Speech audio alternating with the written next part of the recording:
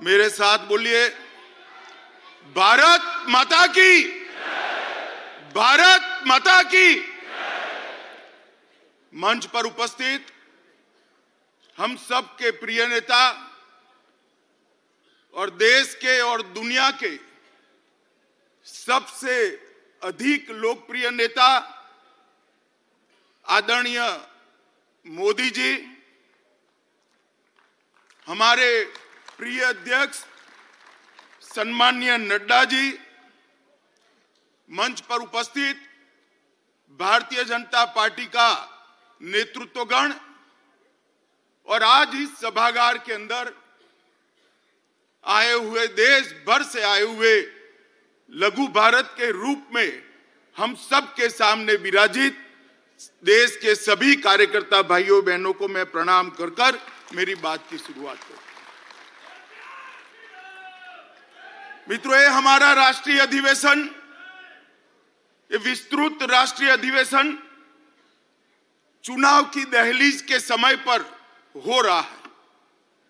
इस राष्ट्रीय अधिवेशन के अनेक निहितार्थ, ये राष्ट्रीय अधिवेशन प्रधानमंत्री जी मोदी जी के विकसित भारत के स्वप्न को आगे बढ़ाने का संकल्प लेकर हम सब यहां से देश भर में वापस जाएंगे। इस अधिवेशन के बाद 2047 का भारत कैसा होगा, इसका मोदी जी का संदेश लेकर हम हर कॉन्स्टिट्यूएंसी में जाएंगे और कुछ ही दिनों में देश की जनता ये निर्णय करने वाली है कि आने वाले 5 साल इस देश के शासन की धुरा किस पार्टी के हाथ में होगी, किस व्यक्ति के हाथ में होगी, मगर पूरे देश में कहीं पर भी संशय नहीं है, प्रश्न चिन्ह नहीं है।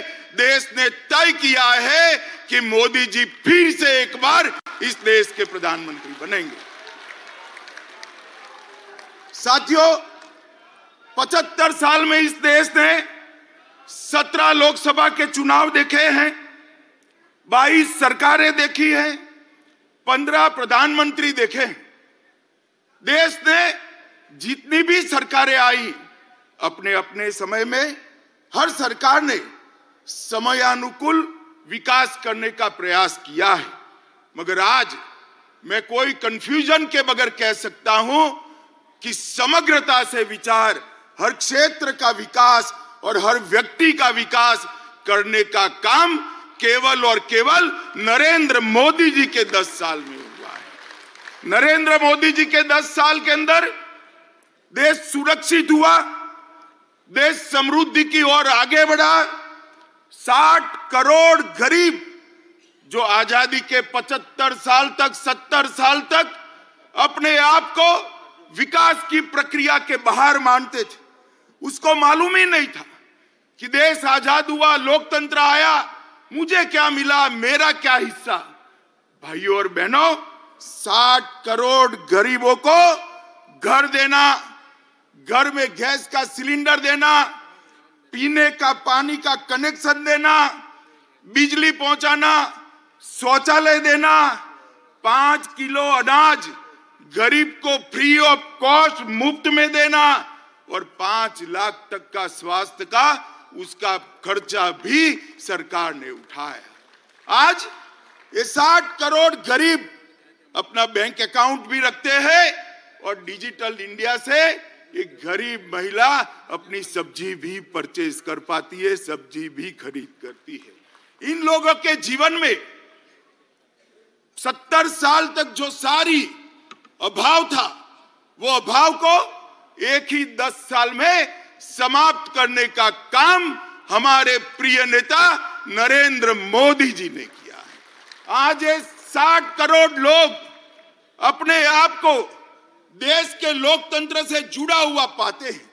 आज ये 60 करोड़ लोग हमारे संविधान की सार्थकता को महसूस कर रहे हैं। 10 साल में इतना बड़ा परिवर्तन आया है।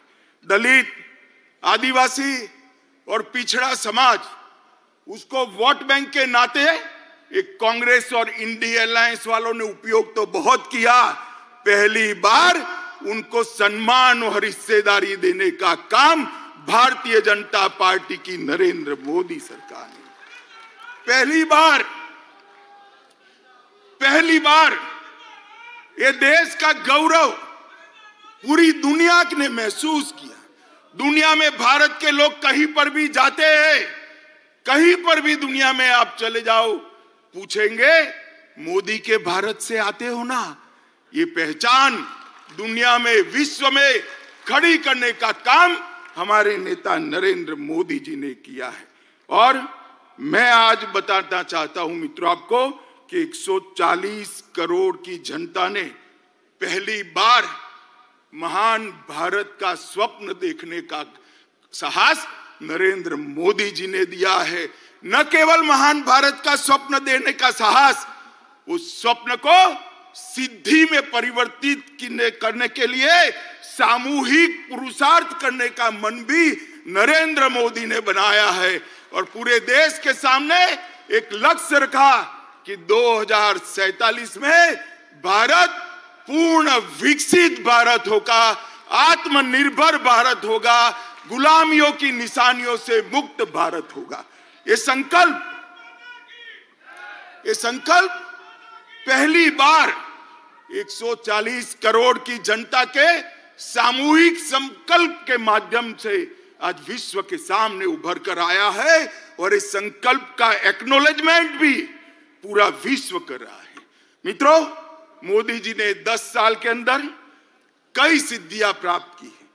गरीबी से मुक्ति, भ्रष्टाचार से मुक्ति, जातिवाद से मुक्ति, परिवारवाद से मुक्ति, तुष्टीकरण से मुक्ति। इस देश का लोकतंत्र कई सालों तक भ्रष्टाचार, जातिवाद, परिवारवाद और तुष्टीकरण के नासुरों से ग्रसित रहा।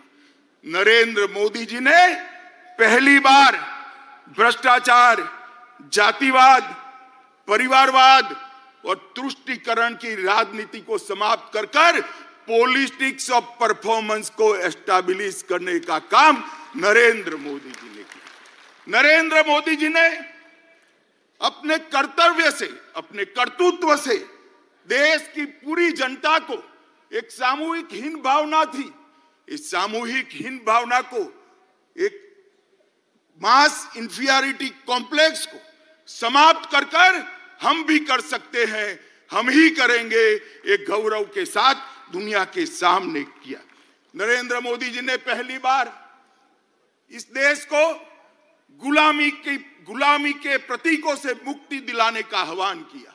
ये शुरुआत आजादी के दूसरे दिन होनी चाहिए थी, परंतु जब तक कांग्रेस रही, जब तक इंडिया अलायंस वाले रहे, इसकी कल्पना भी नहीं की। मोदी जी ने गुलामी के प्रतीकों से मुक्ति के लिए 15 अगस्त को लाल किले की प्राचीर से आह्वान किया और जनता ने पलक पावड़े बिछाकर इसका स्वागत किया।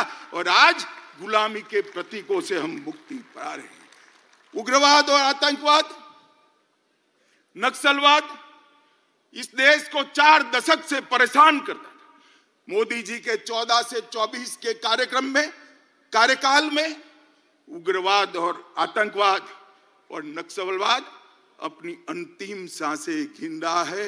मैं देश की जनता को कहना चाहता हूं, मोदी 3 में ये देश पूर्णतया आतंकवाद, उग्रवाद और नक्सलवाद से मुक्त होकर शांत और समृद्ध भारत बनने की दिशा में आगे बढ़े। भाई और बहनों, मोदी जी के शासन ने कई विरोधाभास खत्म कर दी। एक समग्रता से सोचने वाला नेतृत्व, एक नीति के आधार पर चलने वाला नेतृत्व, एक युग दृष्टा नेतृत्व किस तरह से काम करता है, इसकी मिसाल कायम की है। पूरे आजादी से कालखंड सरकारों की मीमांसा इसी तरह से होती है। ये सरकार किसानों की सरकार है या उद्योगपतियों की सरकार है? ये सरकार किसान कल्याण करेगी या इकोनॉमी को आगे बढ़ाएगी? मोदी जी ने बता दिया किसान कल्याण भी हो सकता है और अर्थतंत्र भी पटरी पर आ सकता है। दोनों के बीच में कोई विरोधाभास नहीं। इस सालों तक बहस का बंटवारा रहा, ये सरकार गांवों की है या शहरों की, ये भी विरोधाभास रहा। या तो आप गांव का विकास कर सकते हो या शहर का कर सकते हो। मोदी जी ने ये भी सिद्ध कर दिया, गांव दुनिया में सबसे अच्छे गांव बन सकते हैं, गांव से कोई पलायन नहीं होगा, और शहर भी दुनिया में सबसे सुविधापूर्ण शहर बन सकते हैं, स्मार्ट सिटी बन सकते हैं। ये सिद्ध किया। गरीब कल्याण और अर्थतंत्र का विकास, दोनों के बीच में भी बहुत बहस चली। कई बार कई सरकार, कई अर्थशास्त्री, कई पंडित कहते रहे कि जो अर्थशास्त्र का मतलब अर्थतंत्र का विकास करना है तो गरीब कल्याण को छोड़ना पड़ेगा। मैं आज सबके सामने कहना चाहता हूं, हर किसान को हर साल 6,000 रुपया देना, हर गरीब को सभी प्राथमिक सुविधाएं एक साथ दे देना, और अर्थतंत्र को 11वें नंबर से 5वें नंबर पर ला देना, वो मोदी जी ही कर सकते हैं और कोई नहीं कर सकता। भाई और बहनों, आज एक संदेश लेकर जाइए यहां से। 130 करोड़ की 140 करोड़ की जनता के बीच में मोदी जी को तीसरी बार प्रधानमंत्री देश की जनता बनाए, हमारा अर्थतंत्र भी तीसरे नंबर पर आ जाएगा। ये संदेश लेकर हमने जाना है। इसी तरह से एक द्वंद्व चालू रहा कि विदेश नीति, अगर दुनिया को मित्र बनाना है तो देश की सुरक्षा में थोड़ा बहुत कॉम्प्रोमाइज करना पड़ेगा। ये बहुत लंबा बहस का विषय आजादी के बाद तुरंत शुरू हुआ, और सारे पंडित सुरक्षा नीति और विदेश नीति के बीच के द्वंद्व में फंसते रहे। मोदी जी ने तय कर लिया और कर दिखाया कि सरहद की सुरक्षा, देश की सुरक्षा हमारी सबसे पहली प्रायोरिटी है। और आज ये करने के बाद, देश को सुरक्षित करने के बाद, मोदी जी ने भारत को विश्व मित्र के रूप में प्रस्तावित किया। वसुधैव कुटुंबकम का हमारा सूत्र को उन्होंने नीचे लिखा।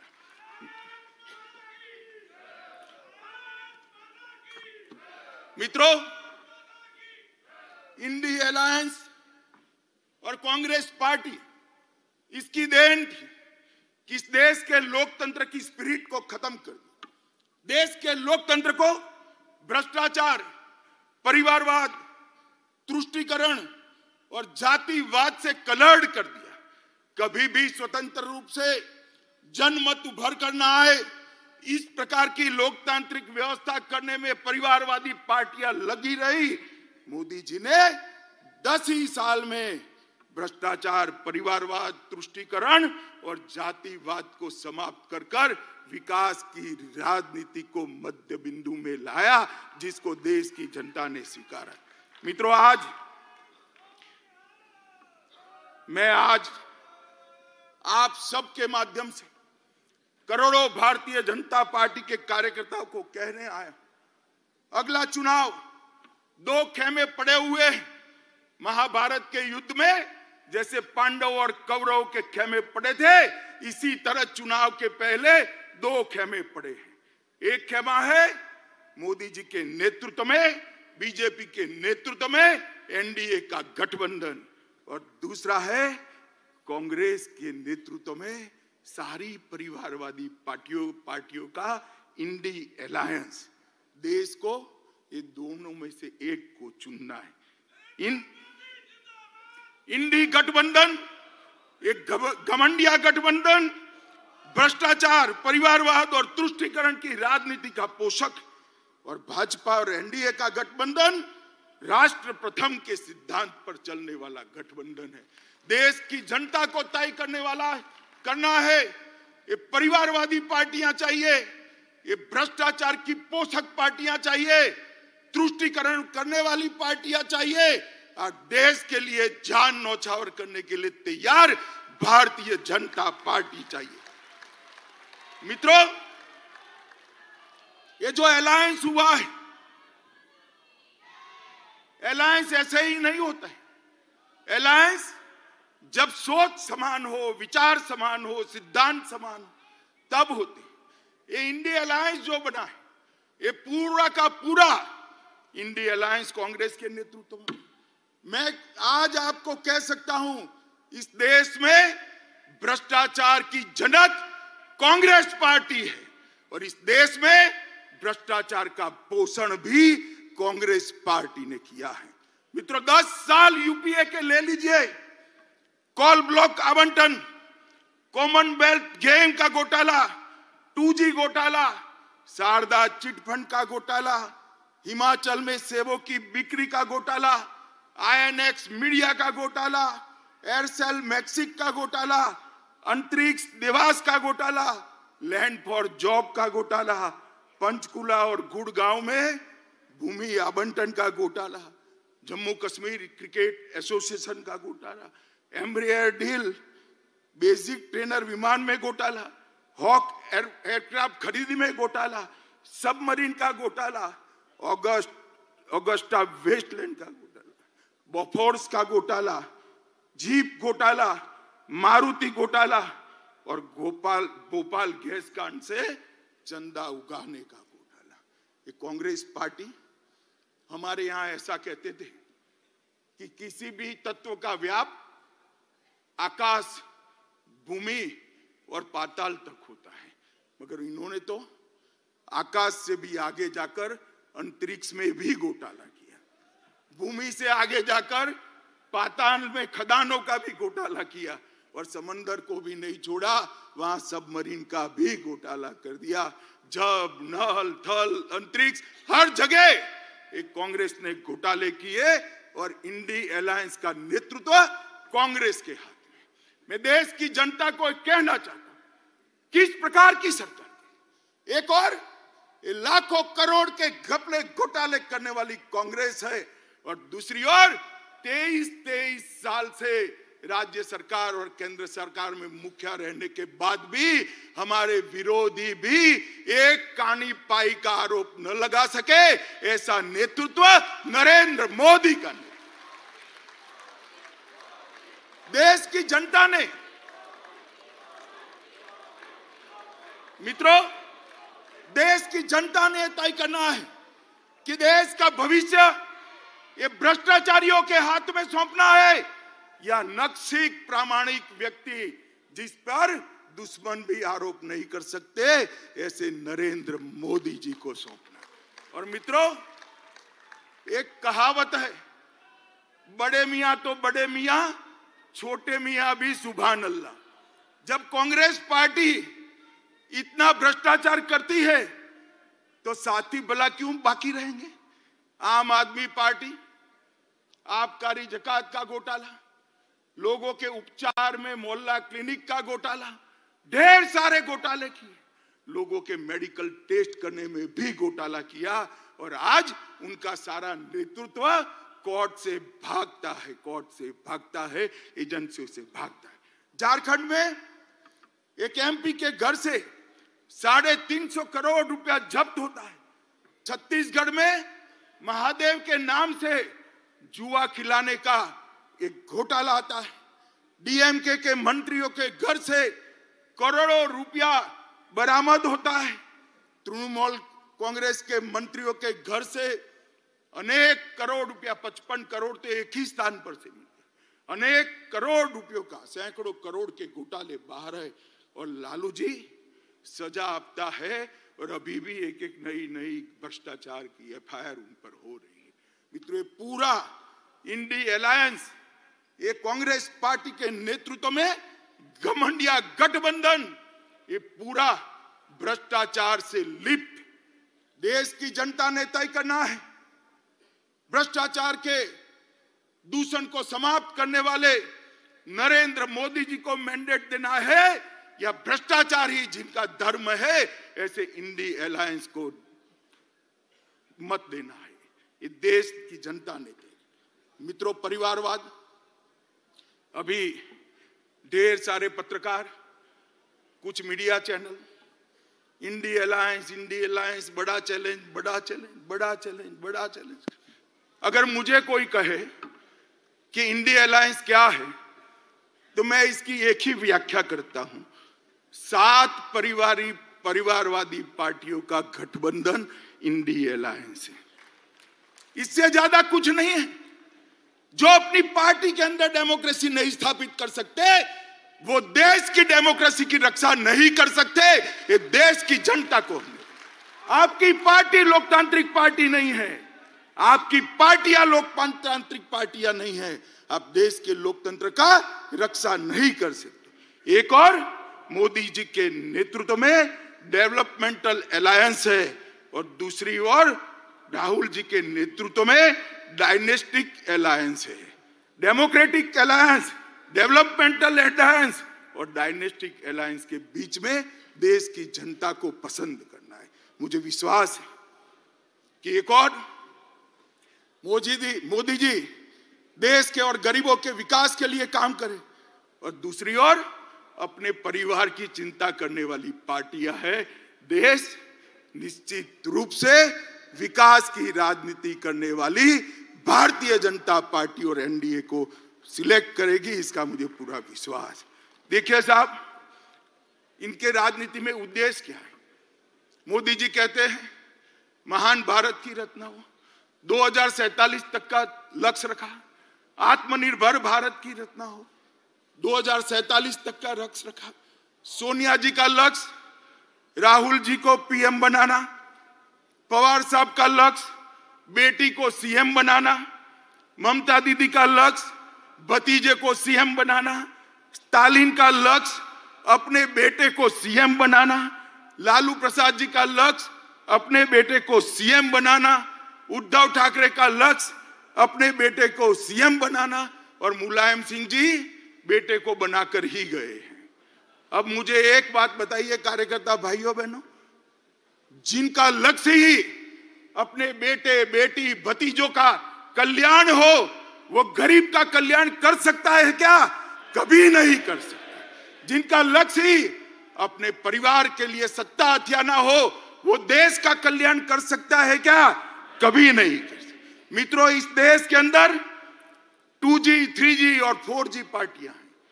2G से मतलब आप 2G घोटाले से नहीं है।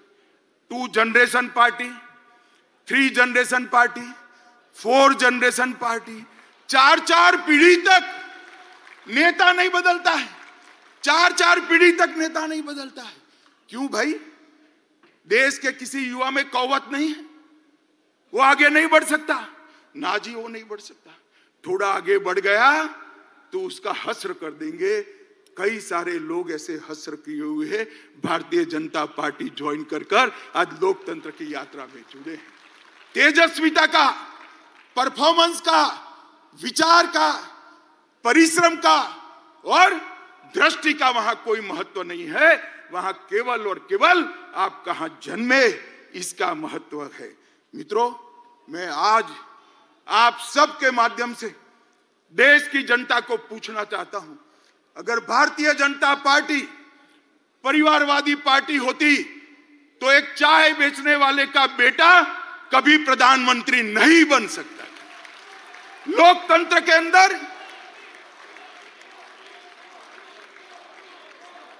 मित्रों, लोकतंत्र के अंदर ये बहुत जरूरी है, सबको समान अवसर मिले। सबके अंदर ईश्वर दत्त शक्तियां जो पड़ी हैं, वो ईश्वर दत्त शक्तियों के आधार पर उसको आगे बढ़ने का मौका मिले और वो केवल और केवल भारतीय जनता पार्टी में विद्यमान है और किसी दल में नहीं। भाई और बहनों, मोदी जी एक गरीब परिवार से, गरीब मतलब आप कल्पना नहीं कर सकते, इतने गरीब परिवार से इस देश के सम्मानीय प्रधानमंत्री बने, जिन्होंने पूरे विश्व में देश को सम्मान दिलाया, गौरव दिलाया, प्रस्थापित। इस देश की राष्ट्रपति एक जनजाति परिवार से आती है। जनजातियों में भी अति पिछड़ी जातियों में से राष्ट्रपति मुर्मू जी आती है। प्रधानमंत्री जी ने, भारतीय जनता पार्टी ने एक गरीब आदिवासी की बेटी को महामहिम द्रौपदी मुर्मू बनाकर सभी आदिवासियों का सम्मान। इस देश का उपराष्ट्रपति एक किसान का बेटा खेत जोतने वाले का बेटा इस देश का उपराष्ट्रपति बना है। मित्रों, मैं खुद कह मानता हूं कि भारतीय जनता पार्टी में बूथ का काम करने वाला एक व्यक्ति देश का प्रधानमंत्री भी बन सकता है, राष्ट्रपति भी बन सकता है। और वो केवल और केवल भारतीय जनता पार्टी में ये सहूलियत उपलब्ध है क्योंकि हमने हमारी पार्टी को लोकतांत्रिक पार्टी बनाकर रखा है। मित्रों, ये परिवारवादी पार्टियां जो अपने बेटे बेटियों के लिए काम करती है वो देश का कल्याण नहीं कर सकती। केवल और केवल राष्ट्र प्रथम के नारे के साथ आगे बढ़ रही भारतीय जनता पार्टी, मोदी जी के नेतृत्व में आगे बढ़ रही भारतीय जनता पार्टी ही देश का कल्याण कर सकती है। मित्रों, इस देश में जब से हमारा संविधान बना, हमारे संविधान के अंदर पंथ निरपेक्षता को बहुत बड़ा महत्व दिया गया।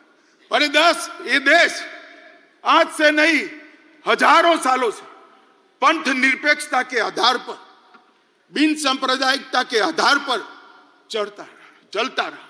राज्य का कभी कोई धर्म नहीं होता है, सबको अपना धर्म बनाने की, मानने की और उसका अनुसरण करने की छुट्टी भी है, मुक्ति भी है। परंतु कांग्रेस पार्टी ने वोट बैंक की रचना करने के लिए संविधान की उदात्त भावनाओं में भी विकृति डालकर पंथ निरपेक्षता को तुष्टीकरण की राजनीति से दूषित किया। मित्रों, मैं आज आप सबके सामने कहना चाहता हूं, ये कांग्रेस पार्टी जिसने भगवान श्री राम के अस्तित्व को नकारा और एफिडेविट पर नकारा, बाद में उनको एफिडेविट वापस ले। ट्रिपल तलाक का कानून जो केवल और केवल महिलाओं को, मुस्लिम महिलाओं को उनके अधिकार देने का कानून है, इसका आपने विरोध किया। यूसीसी जो कांग्रेस के समय में ही संविधान निर्माता एक लक्ष्य देश के लिए रख कर गए थे, उत्तराखंड सरकार यूसीसी लाई, कांग्रेस ने इसका भी विरोध किया। मित्रों, धारा 370 जब संविधान बना तब एक तय था कि टेम्पररी का मतलब है उचित समय पर उसको हटा देना, मगर 70 साल तक उचित समय आया नहीं। धारा 370 के कारण कश्मीर के अंदर अलगाववाद बढ़ा, उग्रवाद बढ़ा, पाकिस्तान को अंदर पैर रखने की भूमि मिली और 40,000 से ज्यादा लोग मारे गए।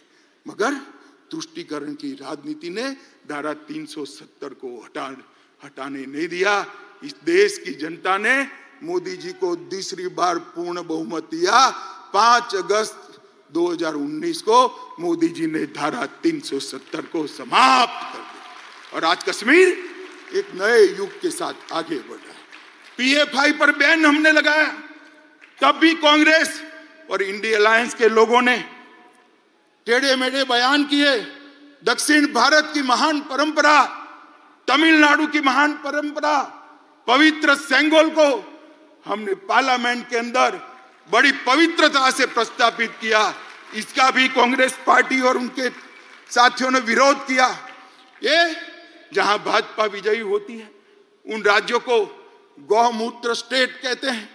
ये लोग संविधान पर पहला अधिकार, देश के खजाने पर पहला अधिकार माइनॉरिटी का है, ये मान्यता रखने वाले हैं। मोदी जी का कहना है देश के खजाने पर पहला अधिकार गरीब का है, दलित का है, आदिवासी का है, पिछड़े। जाकिर नाइक को मैसेंजर ऑफ पीस का सर्टिफिकेट देते हैं। भगवा आतंकवाद के नाम से पूरे सनातन धर्म को बदनाम करते हैं।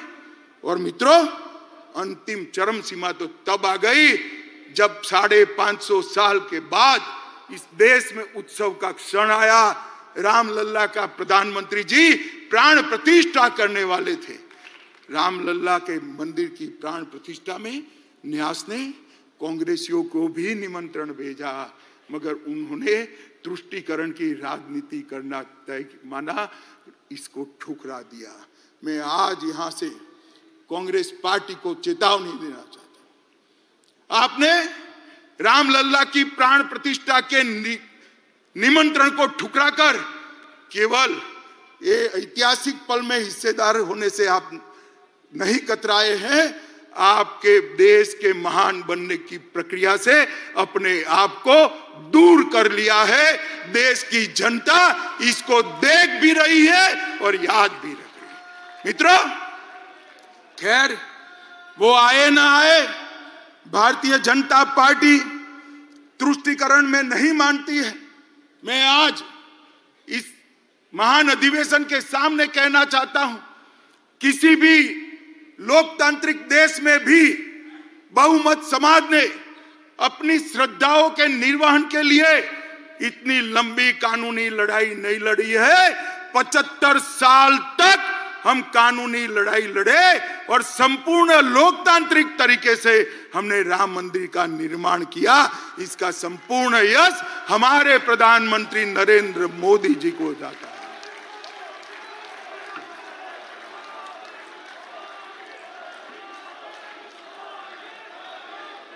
भाई और बहनों, ये कांग्रेस पार्टी और इंडिया अलायंस वाले, ये कांग्रेस पार्टी और इंडिया अलायंस वाले हम पर आरोप लगाते हैं कि भारतीय जनता पार्टी अस्थिरता फैलाती।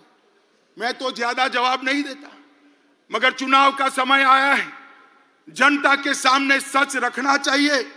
मैं आज ये कहने आया हूं कि कांग्रेस पार्टी की कभी से, जब से इंदिरा जी प्रधानमंत्री बनी तब से ना लोकतंत्र में श्रद्धा है, ना लोकतांत्रिक प्रक्रियाओं में श्रद्धा है।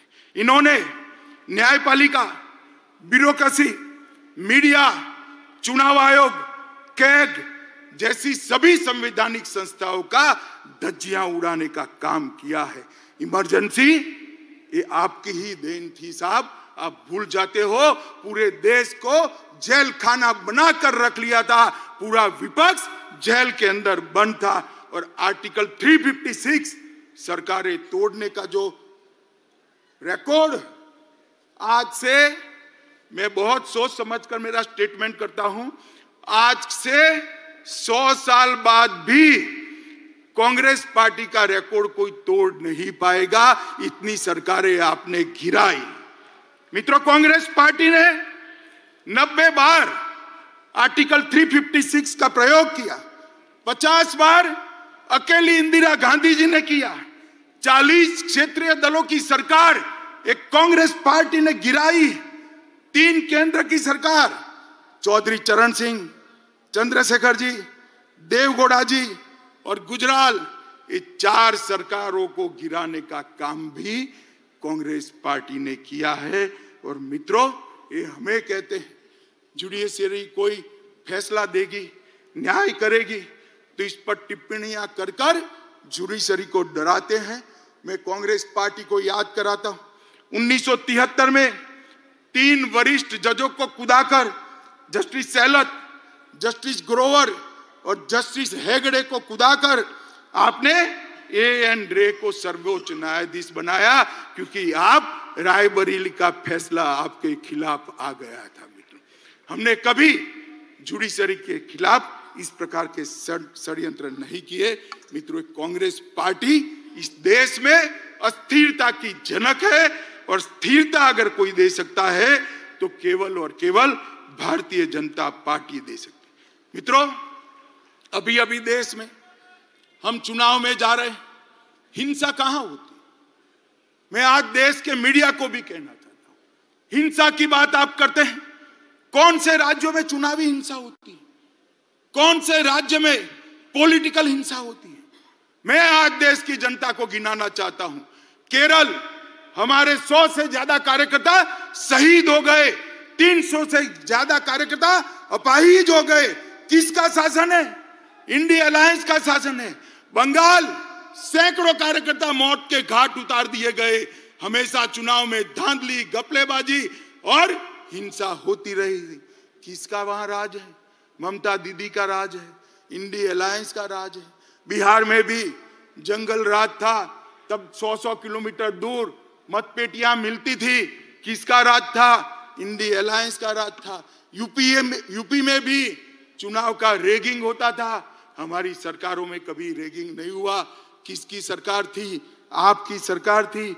मित्रों, आज भारतीय जनता पार्टी के हजारों कार्यकर्ता हिंसा की भेंट चढ़े। कईयों ने तो जान गंवाई, कई अपाहिज हुए, कईयों के घर जल गए। हम तो हिंसा के भुक्तभोगी है। हिंसा फैलाने वाला गठबंधन अगर कोई है तो एक घमंडिया गठबंधन है, इंडी अलायंस है। भाई और बहनों, ये कांग्रेस का शासन था। आजादी के वक्त कांग्रेस ही देश की ओर से नेगोशिएट करते, तब ही देश का विभाजन। और आज भी कांग्रेस की विभाजनकारी प्रवृत्ति राजनीतिक फायदे के लिए कम नहीं हुई। अभी अभी कांग्रेस के नेता ने कहा कि इस देश के 2 टुकड़े होने चाहिए। खुलेआम देश के 2 टुकड़े करने की बात करते हैं। कांग्रेस पार्टी इस स्टेटमेंट से कन्नी भी नहीं काटती है। यह बताता है कि कांग्रेस पार्टी इसका समर्थन करती। मां भारती का अपमान करने वाले जॉर्ज पुनिया का कांग्रेस के राजकुमार आशीर्वाद लेते हैं। जॉर्ज सोरेस जो भारत विरोधी है, वो उनका समर्थन करता है। कोयम्बतूर बम ब्लास्ट को इंडी अलायंस इसके गुनहगारों को रिहा कर देती है। और कांग्रेस के नेता पाकिस्तान में जाकर मोदी जी को हटाने के लिए पाकिस्तान की मदद मांगते हैं। पाकिस्तान की मदद मांगते हैं। जब धारा 370 मोदी जी ने हटाई, राहुल गांधी का 370 के समर्थन में जो बयान था, वो पाकिस्तान ने यूनाइटेड नेशन में कोट अनकोट कर जोड़ा। शर्म करो कांग्रेसी। आपके देश के खिलाफ आप विदेश में जाकर बोलते हो। देश के प्रधानमंत्री, देश की संसद, देश के लोकतंत्र की निंदा विदेश में जाकर करते हो। और धारा 370 जैसी महत्वपूर्ण चीज को आपने पाकिस्तान को यूएन में हथियार देकर देशद्रोह का एक उदाहरण सेट किया है मित्रों। और मैं देश की जनता को कहता हूं, ये विभाजनकारी प्रवृत्ति जो आजादी के वक्त थी, वो आज भी वहां पर है, उसमें कोई परिवर्तन नहीं हुआ। मित्रों, अभी अभी एक कांग्रेस के शहजादे को किसी ने एक भाषण लिखकर दे दिया है। उनका तय है, हर भाषण वो 9 महीने तक बोलते ही रहेंगे। 9 महीने के बाद स्क्रिप्ट बदलता है, ये तय है उनका। अभी उनके हाथ में ओबीसी का भाषण किसी ने थमा दिया है। हर जगह ओबीसी पूछते हैं, हर सवाल ओबीसी के लिए। मैं इनको कहना चाहता हूं, भाई अच्छा ट्यूटर रख लो, अच्छा शिक्षक रख लो, और कांग्रेस पार्टी ने ओबीसी के लिए क्या किया है उसका जरा अध्ययन कर लो। आप जो बोल रहे हो वो आपके ही खिलाफ जा रहा है। मैं आज आप सभी को बताना चाहता हूं, 1957 में काका साहेब कालेलकर कमेटी ने पिछड़ों के लिए रिपोर्ट दिया। कांग्रेस पार्टी ने इसको कभी इंप्लीमेंट नहीं किया। मंडल आयोग बना 1980 में। मंडल आयोग को इंदिरा गांधी ने ठंडे बस्ते में डाल दिया। 1990 में जब इंप्लीमेंटेशन की बारी आई, विपक्ष के नेता ए नाते राजीव गांधी ने पार्लियामेंट में इसका विरोध किया। और मित्रों, ओडिशा में और जवाहरलाल जी ने 1951 में जातिवादी सर्वे का विरोध किया था। और भारतीय जनता पार्टी ने क्या किया? मैं पिछड़ा समाज की बात करता हूं, बड़े गौरव के साथ बात करता हूं मित्रों। हमने इस देश को गौरव हो इस तरह से अति पिछड़ी जाति का प्रधानमंत्री देने का काम भारतीय जनता पार्टी ने किया। आज देश में पहला मंत्रिमंडल ऐसा है मोदी जी का जिसमें 27 मंत्री ओबीसी है। राज्यों को ओबीसी की सूची का संशोधन करने का अधिकार मोदी जी ने दिया। केंद्रीय विद्यालय, नवोदय विद्यालय, सैनिक स्कूल और मेडिकल इंजीनियरिंग के दाखिलों में 27% आरक्षण पहली बार नरेंद्र मोदी जी ने दिया। ओबीसी की छात्रवृत्ति में 33% की वृद्धि नरेंद्र मोदी जी ने की। आईआईटी में ओबीसी छात्रों की ट्यूशन फी को माफ करने का निर्णय देश के प्रधानमंत्री नरेंद्र मोदी ने किया। नीट की परीक्षा में ओबीसी बच्चों का पहली बार अगर आरक्षण हुआ तो नरेंद्र मोदी जी ने किया। पेट्रोल पंप और गैस की एजेंसियों में 27% पिछड़ा वर्ग को आरक्षण देने का काम नरेंद्र मोदी जी ने किया। और ये जितनी भी गरीब कल्याण की स्कीमें बनी है उस सब में सबसे बड़ा बेनिफिशियरी अगर कोई है तो दलित, पिछड़ा और ओबीसी भाई है। राहुल गांधी, आप हमें क्या ओबीसी का कल्याण सिखाते हो? हम तो समाज के हर वर्ग को साथ में लेकर चलते हैं। जो पिछड़ा है उसको ज्यादा मिलता है, जो अकड़ा है वो अपने आप अपना शहर जाने देता है। मोदी जी ने इस देश की जनता का आह्वान किया, जिनको सुख है, संपत्ति है, ईश्वर की कृपा है, वो अपनी गैस की सब्सिडी छोड़ दे। 2 करोड़ से ज्यादा लोगों ने गैस की सब्सिडी अपने आप त्याग करी। मोदी जी ने करोड़ों गरीबों को फ्री ऑफ कॉस्ट गैस देने का काम किया। मित्रों, मोदी जी ने 10 साल के अंदर जातिवाद, परिवारवाद, भ्रष्टाचार, तुष्टीकरण को समाप्त कर दिया। इसके आधार पर राजनीति करते थे, इसके आधार पर अपनी राजनीति को आगे बढ़ाते थे। उनका स्वप्न, ये 4 आधारों पर सत्ता हथियाने का स्वप्न मोदी जी ने चूर चूर कर रख दिया। अब इस प्रकार के कलुषित मैंडेट वो प्राप्त नहीं कर सकते हैं।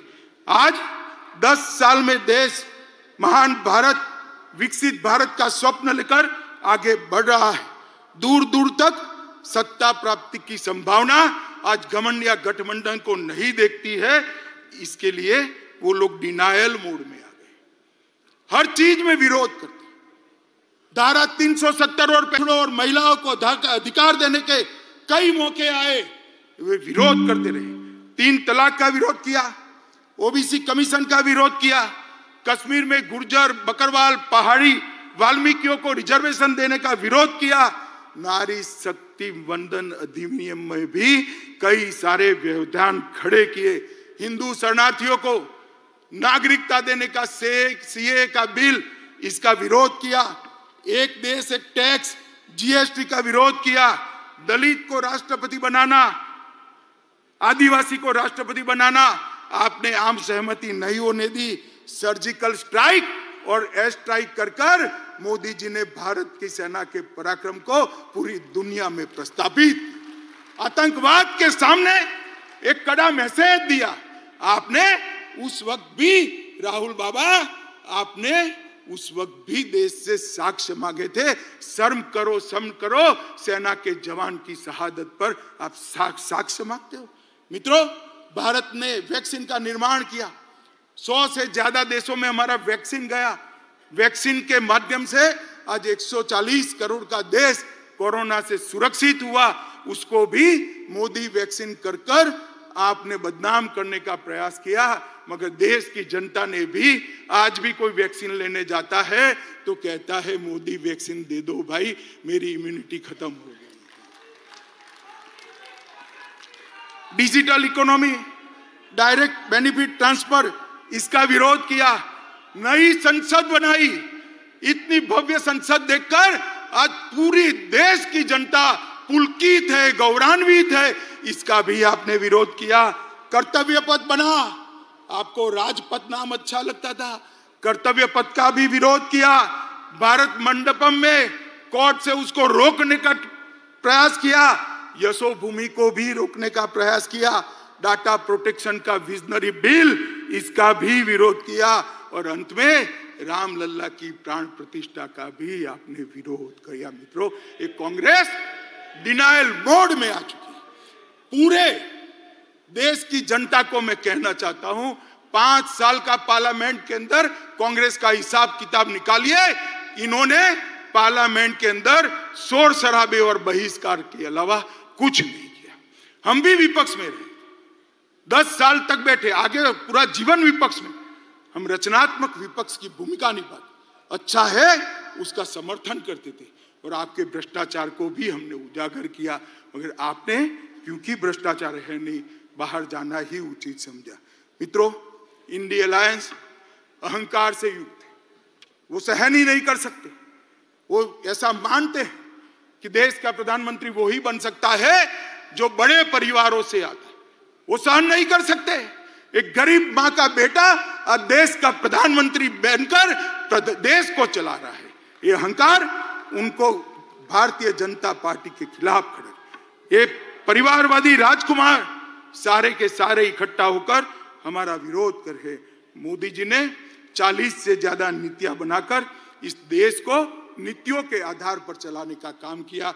मैं पूरी सूची बोलना नहीं चाहता मित्रों, पॉलिसी पैरालिसिस हो गया ऐसी पूरी दुनिया मनमोहन सिंह सरकार को कहती थी।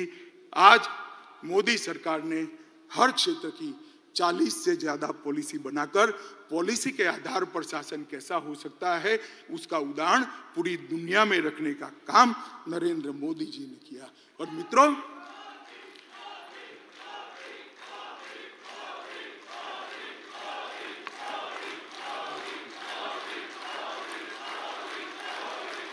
भारत माता की। मित्रों, मैं और आप हमारे नेता के वखान करें, पत्रकार भी कहेंगे, एक घमंडिया गठबंधन भी करेगा, आपको ऐसा ही करोगे।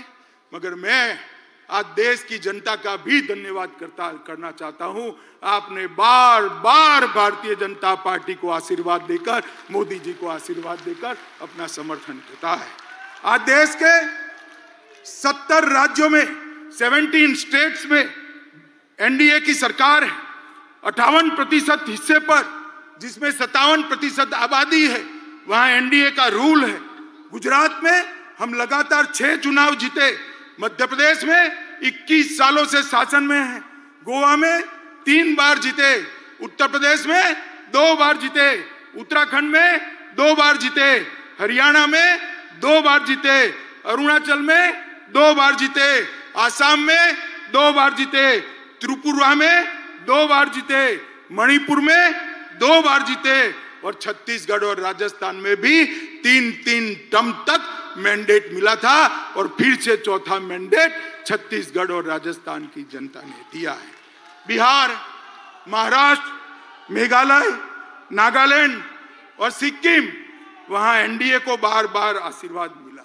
मित्रों, ये जनादेश जो है वो मैं मानता हूं मोदी जी का परिश्रम, मोदी जी की नीतियां, मोदी जी के परफॉर्मेंस पर 140 करोड़ की जनता का ठप्पा है जो इंडिया अलायंस को नहीं दिखाई। भाई और बहनों, मैं अंत में इतना कहना चाहता हूं, अभी अभी इंडिया अलायंस वाले के जो नेता है कांग्रेस पार्टी, एक भारत जोड़ो यात्रा निकली। तोड़ना तो निवेदन तो आपके भारत तोड़ने के हैं, भारत जोड़ो यात्रा लेकर निकले। मैं उनको कहना चाहता हूं, किसी भी पार्टी के कार्यक्रम और यात्राएं, राजनीतिक कार्यक्रम, वो पार्टी का परिचय करा दे। कांग्रेस पार्टी आजादी के बाद जितने भी आंदोलन किए, सत्ता में वापिस आने के लिए की। भारतीय जनता पार्टी का 1950 से इतिहास है। हमने जब भी आंदोलन किए, देश के लिए किए, सिद्धांतों के लिए किए, जनता के लिए। सबसे पहले जम्मू कश्मीर के लिए श्यामा प्रसाद मुखर्जी शहीद हुए, हमने 370 हटाने का आंदोलन किया। गोवा बचाओ का आंदोलन भारतीय जनता पार्टी ने किया। कच्छ का सत्याग्रह भारतीय जनता पार्टी ने किया। गौ हत्या पर प्रतिबंध लगाने का आंदोलन जनसंघ ने किया। आपातकाल के विरोध में हम लड़े। आसाम में घुसपैठियों के खिलाफ हमने पूरे देश को मोबिलाइज किया। राम जन्मभूमि का आंदोलन भी केवल और केवल भारतीय जनता पार्टी ने किया। भ्रष्टाचार के खिलाफ अडवाणी जी के नेतृत्व में हमने आवाज उठाई। तेलंगाना आंदोलन भी भारतीय जनता पार्टी ने किया और सबरीमाला का आंदोलन भी भारतीय जनता पार्टी ने किया। हमारी पार्टी ने कभी भी सत्ता प्राप्त करने के लिए आंदोलन नहीं किए हैं, जनता के परेशानियों के लिए किए, सिद्धांतों के लिए किए और देश को सुरक्षित। अब हम सब ने देश की जनता के सामने जाना है। देश की जनता को स्पष्ट बताना पड़ेगा, एक और ये परिवारवादी पार्टियां हैं और दूसरी ओर एक गरीब मां का बेटा इस देश का प्रधानमंत्री बना है। आप किसको पसंद करें? एक और 60 साल से भ्रष्टाचार की गंगा जिस पार्टी से बहती है वो कांग्रेस पार्टी है, और दूसरी ओर 23 साल से शासन में होने के बावजूद भी कपड़े पर एक भी दाग नहीं लगा, ऐसा नरेंद्र मोदी है। एक और तुष्टीकरण की राजनीति करने वाला एक घमंडिया गठबंधन है, और दूसरी ओर राष्ट्रभक्ति और राष्ट्रवाद से ओतप्रोत भारतीय जनता पार्टी है। आप किसको सिलेक्ट करोगे? एक और कुछ बनने के लिए राजनीति में आए हैं, और दूसरी ओर भारत माता को सर्वस्व समर्पित कर पूरा जीवन देकर काम करने वाले व्यक्ति है।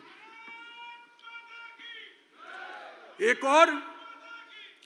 और हर साल 3 महीने विदेश में वैकेशन करने वाला नेतृत्व है, और दूसरी ओर 23 साल से एक भी छुट्टी न देने वाला कर्तृत्ववान नेतृत्व है। एक और दिशा विहीन राजनीति है, दूसरी ओर एक युग दृष्टा नेता के नेतृत्व में महान भारत की रचना को आगे बढ़ाने वाली भारतीय जनता पार्टी है।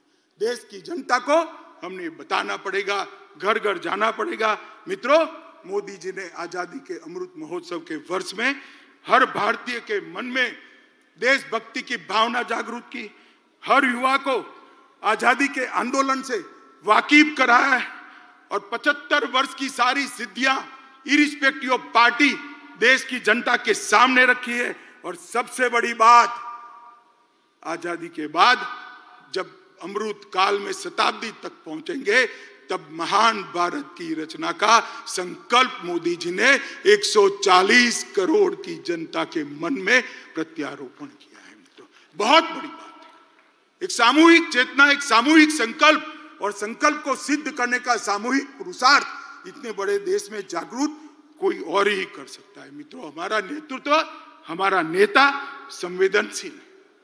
मोदी जी संवेदनशील है, हम सब जानते हैं, जनता की तकलीफों को जानते हैं, जनता की भावना को समझ। एक युग दृष्टा नेता है, वो कर्मठ है, कठोर परिश्रम करते हैं, कठोर निर्णय लेने में भी पीछे मुड़कर नहीं देखते हैं, चीन के सामने सीना तान कर खड़े रहते हैं, और पाकिस्तान के घर में घुसकर सर्जिकल स्ट्राइक भी करते हैं। नोटबंदी, गरीबों के कल्याण के लिए नोटबंदी, यही नेतृत्व ने की। विश्व मित्र की भारत की छवि भी हमारे नेता ने ही बनाई। वैक्सीन के माध्यम से 100 से ज्यादा देशों के कोरोना काल में उन्होंने बढ़ा। मातृशक्ति को भगवान की तरह भक्ति से पूजा करने वाला नेतृत्व बहुत सालों बाद देश को मिला है। विधानसभा और संसद में 33% रिजर्वेशन नारी शक्ति वंदन अधिनियम से नरेंद्र मोदी जी ने लिया। और जाति की कल्पना जो सदियों से इस देश में थी, इसको समाप्त कर गरीब, युवा, महिला और किसान, ये 4 वर्ग को समाहित कर साच अर्थ में संविधान की स्पिरिट को मोदी जी ने नीचे उतारा है, नीचे तक उतारा है। मैं मोदी जी को जानता हूं। मोदी जी दीपक की लौ की तरह है, जो खुद जलकर अंधेरों को काटने का काम करते हैं। जिस तरह से दीपक की लौ कभी नीचे नहीं जा सकती, उस तरह से मोदी जी का काम और विचार भी ऊर्ध्व गति वाले हैं, वो कभी नीचे की ओर नहीं आ सकते। और मुझे विश्वास है कि मोदी जी के ये ऊर्ध्व गति वाली सोच, ऊर्ध्व गति वाली कर्मठता और ऊर्ध्व गति वाले परिश्रम से ही ये देश 2047 में महान भारत बनेगा, विकसित भारत बनेगा, और पूरी दुनिया गौरव से देखती रहेगी भारत माता की जलहल होती हुई छवि को, और सम्मान करेगी। एक और मैंडेट देश की जनता के सामने बड़ी विनम्रता के साथ मांगे कि हमारा उद्देश्य केवल और केवल 140 करोड़ की जनता की सेवा करना है और देश को महान करना है, और वो केवल और केवल नरेंद्र मोदी जी कर सकते हैं और कोई नहीं सकता। मित्रों, इस प्रस्ताव को आप सभी लोग पूरे देश में लेकर घर घर जाएंगे, ऐसा मुझे विश्वास है। अंत में फिर से एक बार दोनों हाथ उठाकर प्रचंड आवाज के साथ भारत मां का जयकारा लगाएंगे बोले भारत माता की, भारत माता की, भारत माता की।